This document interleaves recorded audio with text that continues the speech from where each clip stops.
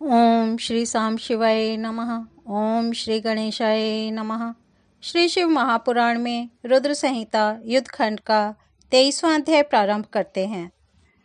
विष्णु द्वारा माया उत्पन्न कर वृंदा को स्वप्न के माध्यम से मोहित करना और स्वयं जलंधर का रूप धारण कर वृंदा के पातिव्रत का हरण करना, वृंदा द्वारा विष्णु को शाप देना तथा वृंदा के तेज का पार्वती में विलीन होना। व्यास जी बोले, हे सनत कुमार, हे सर्वज्ञ, हे वक्ताओं में श्रेष्ठ, अब आप बताइए कि विष्णु ने वहां जाकर क्या किया और उस स्त्री ने अपने धर्म को कैसे छोड़ा। सनत कुमार बोले, दैत्य जलंधर के नगर में जाकर विष्णु वृंदा के पातिव्रत धर्म को नष्ट करने का विचार करने लगे। मायावियों में श्रेष्ठ उन्होंने वृंदा को स्वप्न दिखाया और स्वयं अद्भुत रूप धारण करके उसके नगर के उद्यान में स्थित हो गए। तब उसकी पतिव्रता पत्नी देवी वृंदा ने विष्णु की माया के प्रभाव से रात्रि में दुःस्वप्न देखा। उसने विष्णु की माया से स्वप्न में देखा कि उसका पति भैंसे पर आरूढ़ होकर शरीर में तेल लगाए हुए, नग्न होकर, काले पुष्पों से विभूषित हो राक्षसों के साथ दक्षिण दिशा की ओर जा रहा है। उसका सिर मुंडा हुआ है और वह अंधकार से ढका हुआ है। इसी तरह उसने अपने को और अपने नगर को समुद्र में डूबते हुए देखा। इस प्रकार उसने रात्रि के शेष भाग में बहुत प्रकार के दुःस्वप्नों को देखा। इसके बाद वह बाला जगकर देखे गए अपने स्वप्नों पर विचार कर ही रही थी कि उसने उदित होते हुए सूर्य को छिद्र युक्त और निष्प्रभ देखा। इन घटनाओं को अनिष्टकारी जानकर वह भय से विहल हो गई और रोने लगी। उसे द्वार, अट्टालिका आदि कहीं भी शांति नहीं मिली। तदनंतर वह अपनी 2 सखियों के साथ नगर के बगीचे में आई, परंतु उस बालक को वहां भी कुछ शांति नहीं मिली। इसके बाद वह जलंधर की स्त्री दुखित होकर घबराती हुई एक वन से दूसरे वन में गई, किंतु वह अपने विषय में कुछ नहीं समझ पाई। घूमते हुए उस बाला ने सिंह के समान मुख वाले चमकते हुए दाढ़ और दांत वाले भयंकर 2 राक्षसों को देखा। उन दोनों को देखकर भय से विह्वल वह ज्यों ही भागने लगी, त्यों ही उसने शिष्य के साथ मौन बैठे हुए शांत एक तपस्वी को देखा। तदनंतर भयभीत उसने उन तपस्वी के गले में भुजा रूपी लता को डालकर कहा, हे मुने, मेरी रक्षा कीजिए, मैं आपकी शरण में आई हूँ। 2 राक्षसों द्वारा पीछा की जाती हुई तथा भय से विहल उसको देखकर मुनि ने शब्द से ही उन दोनों राक्षसों को शीघ्र भगा दिया। हे मुने, उनके हुंकार मात्र से भयभीत होकर भागते हुए उन दोनों राक्षसों को देखकर वह दैत्येंद्र पत्नी वृंदा अपने मन में बहुत अधिक विस्मित हो गई। तदनंतर भयमुक्त वृंदा ने उन मुनिनाथ को हाथ जोड़कर दंडवत भूमि पर प्रणाम कर यह वचन कहा। वृंदा बोली, हे दया के सागर, हे मुनिनाथ, हे दूसरों की पीड़ा को दूर करने वाले, इन दुष्टों के घोर भय से आपने मेरी रक्षा की है। हे कृपा के सागर, यदि आप सर्वज्ञ हैं, सर्वथा समर्थ हैं, तथापि मैं आपसे कुछ निवेदन करना चाहती हूँ, कृपया आप उसे सुने।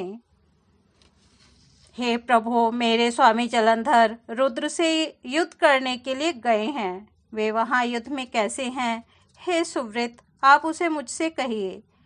सनत कुमार बोले, उसके वाक्य को सुनकर कपट करके मौन बैठा हुआ तथा स्वार्थ को सिद्ध करने में वह कुशल वह मुनि कृपा करके ऊपर की ओर देखने लगा। इसी समय 2 बंदर आए और उसको प्रणाम कर सामने खड़े हो गए।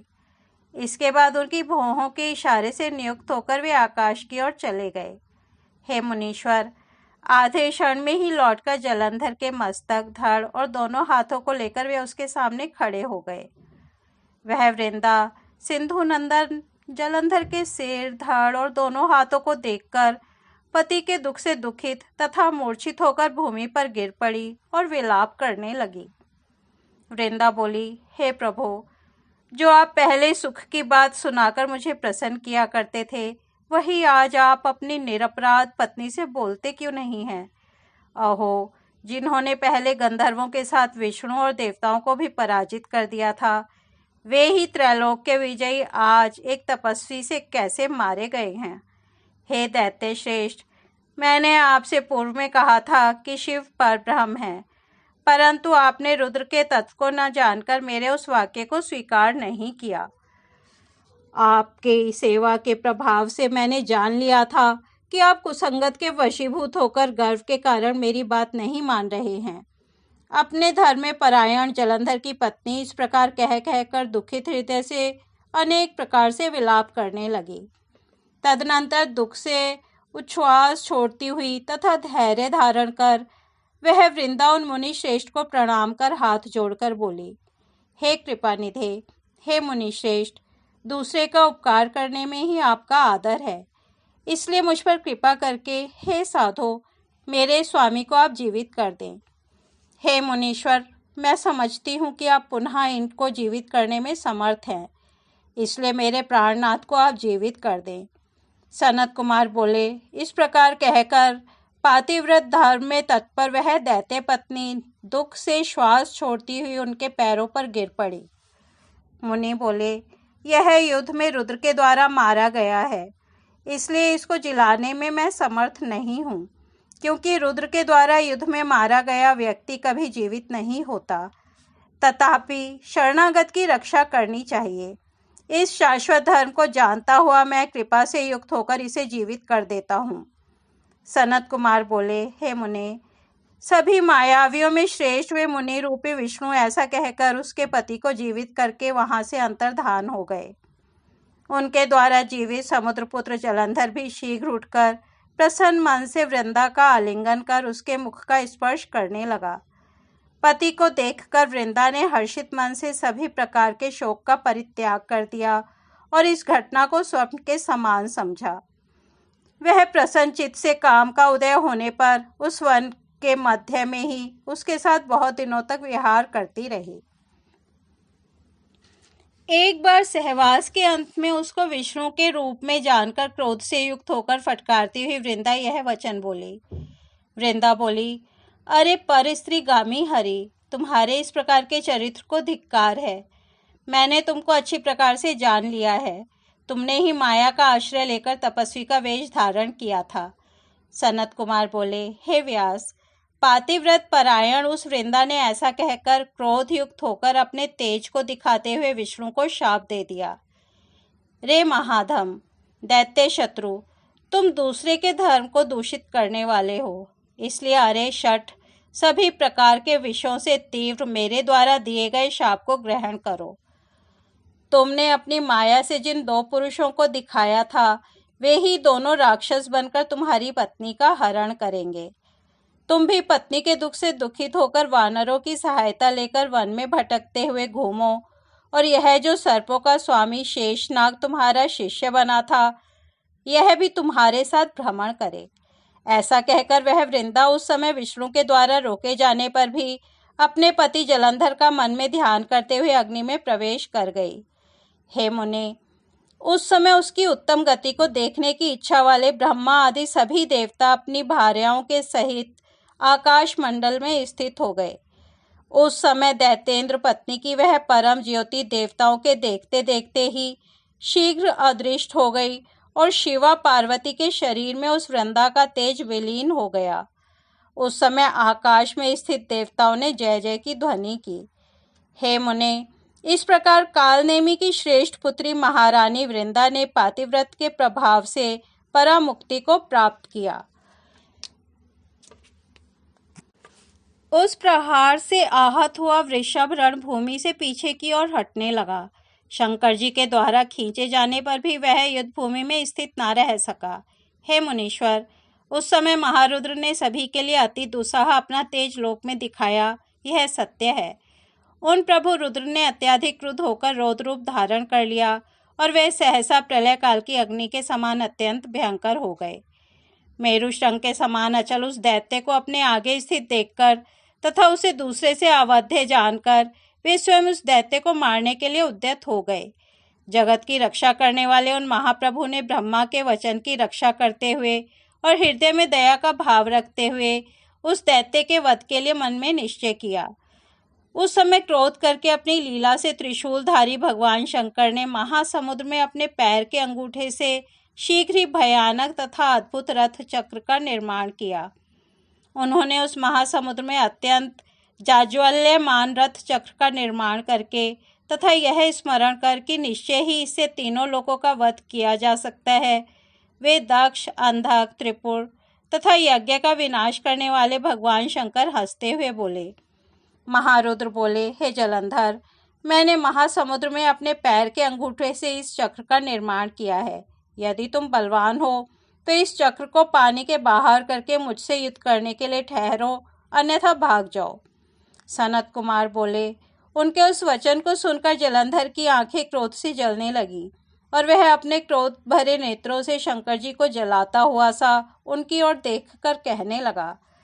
जलंधर बोला, हे शंकर, मैं रेखा के समान इस चक्र सुदर्शन को उठाकर गणों से ही तुम्हारा एवं देवताओं के साथ समस्त लोगों का वध गरुण के समान अपना भाग ग्रहण करूंगा। हे महेश्वर, मैं इंद्र सहित चर अचर सभी का नाश करने में समर्थ हूँ। इस त्रिलोकी में कौन ऐसा है जो मेरे बाणों के द्वारा अभेद्य हो। मैंने अपनी बाल्यावस्था में ही तपस्या के प्रभाव से भगवान ब्रह्मा को भी जीत लिया था और वे बलवान ब्रह्मा मुनियों एवं देवताओं के साथ मेरे घर में हैं। हे रुद्र, मैंने चराचर सहित संपूर्ण त्रिलोकी को क्षण मात्र में जला दिया और अपनी तपस्या से भगवान विष्णु को भी जीत लिया है। फिर मैं तुम्हें क्या समझता हूँ। इंद्र, अग्नि, यम, कुबेर, वायु, वरुण आदि भी मेरे पराक्रम को उसी प्रकार नहीं सह सकते जिस प्रकार सर्व गरुण को गंध सहन नहीं कर सकते। हे शंकर, स्वर्ग तथा भूलोक में मेरे लिए कोई वाहन नहीं मिला। मैंने समस्त पर्वतों पर जाकर सभी गणेश्वरों को परास्त किया है। मैंने अपनी खुजली मिटाने के लिए पर्वतराज हिमालय, मंदर, शोभामय नील पर्वत तथा सुंदर मेरु पर्वत को अपने बाहुदंड से घिस डाला है। मैंने हिमालय पर्वत पर लीला करने हेतु अपनी भुजाओं से गंगा जी को रोक दिया था। मेरे भृत्यों ने शत्रु देवताओं पर विजय प्राप्त की है। मैंने बड़वानल का मुख अपने हाथों से पकड़कर जय बंद कर दिया। उसी क्षण संपूर्ण जगत जलमय हो गया था। मैंने ऐरावत आदि हाथियों को समुद्र के जल पर फेंक दिया तथा रथ सहित भगवान इंद्र को सैकड़ों योजन दूर फेंक दिया। मैंने विष्णु जी के सहित गरुण को भी नागपाश में बांध लिया तथा उर्वशी आदि अप्सराओं को अपने कारागार में बंदी बना लिया। हे रुद्र, त्रिलोकी पर विजय प्राप्त करने वाले मुझ सिंधु पुत्र महाबलवान महादैत्य जलंधर को तुम नहीं जानते। सनत कुमार बोले। उस समय महादेव से ऐसा कहकर उस समुद्रपुत्र जलंधर ने युद्ध में मारे गए दानवरों का स्मरण नहीं किया और ना तो वह इधर उधर हिला डुला ही। उस दुर्विनीत एवं मदांध दैत्य ने दोनों बाहुओं को ठोककर अपने बाहुबल से तथा कटु वचनों से रुद्र का अपमान किया। उस दुष्ट के द्वारा कहे गए अमंगल वचन को सुनकर महादेव हंसे तथा बहुत क्रोधित हो गए। उन्होंने अपने पैर के अंगूठे से जिस सुदर्शन नामक चक्र का निर्माण किया था उसको अपने हाथ में ले लिया और उससे उसको मारने के लिए रुद्र उद्यत हो गए। भगवान शिव ने प्रलय काल की अग्नि के सदृश एवं करोड़ों सूर्यों के समान देदीप्यमान उस सुदर्शन चक्र को उस पर फेंका। आकाश तथा भूमि को प्रज्वलित करते हुए उस चक्र ने वेग से जलंधर के पास आकर बड़े बड़े नेत्रों वाले उसके सिर को वेगपूर्वक काट दिया। उस सिंधु पुत्र दैत्य का शरीर एवं सिर भूतल को नादित करता हुआ रथ से पृथ्वी पर गिर पड़ा और चारों ओर महान हाहाकार होने लगा। काले पहाड़ के समान उसका शरीर दो टुकड़े होकर उसी प्रकार गिर पड़ा जैसे वज्र के प्रहार से अति विशाल पर्वत दो टुकड़े होकर समुद्र में गिर पड़ता है। हे मुनीश्वर, उसके भयंकर रक्त से सारा जगत व्याप्त हो गया और उससे पृथ्वी लाल हो जाने से विकृत हो गई। शिवजी की आज्ञा से उसका संपूर्ण रक्त एवं मांस महारौरव नरक में जाकर रक्त का कुंड बन गया। उसके शरीर से निकला हुआ तेज शंकर में उसी प्रकार समा गया जिस प्रकार वृंदा के शरीर से उत्पन्न तेज गौरी में प्रविष्ट हो गया था। जलंधर को मरा हुआ देखकर उस समय देव, गंधर्व तथा नागगण अत्यंत प्रसन्न हो उठे और शंकर जी को साधुवाद देने लगे। सभी देव, सिद्ध एवं मुनीश्वर भी प्रसन्न हो गए और पुष्प वृष्टि करते हुए उच्च स्वर में उनका यशोगान करने लगे। देवांगनाएं प्रेम से विहल होकर अति आनंद पूर्वक नृत्य करने लगीं और मनोहर रागयुक्त शब्दों से किन्नरों के साथ सुंदर पदों को गाने लगीं। हे मुने, उस समय वृंदापति जलंधर के मर जाने पर सभी और पवित्र तथा सुखद स्पर्श वाली दिशाएं प्रसन्न हो गईं। शीतल, मंद, सुगंध तीनों प्रकार की वायु चलने लगी। चंद्रमा शीतलता से युक्त हो गया। सूर्य परम तेज से तपने लगा। शांत अग्नि जलने लगी और आकाश निर्मल हो गया। इस प्रकार हे मुने, अनंत मूर्ति सदाशिव के द्वारा उस समुद्रपुत्र जलंधर के मारे जाने पर संपूर्ण त्रैलोक्य अत्यधिक शांतिमय हो गया। इस प्रकार श्री शिव महापुराण के अंतर्गत द्वितीय रुद्र संहिता के पंचम युद्ध खंड में जलंधर वधोपाख्यान के अंतर्गत जलंधर वध वर्णन नामक 24वां अध्याय पूर्ण हुआ। कल हम 25वां अध्याय सुनेंगे। तब तक यहीं विराम देते हैं। ओम नमः शिवाय।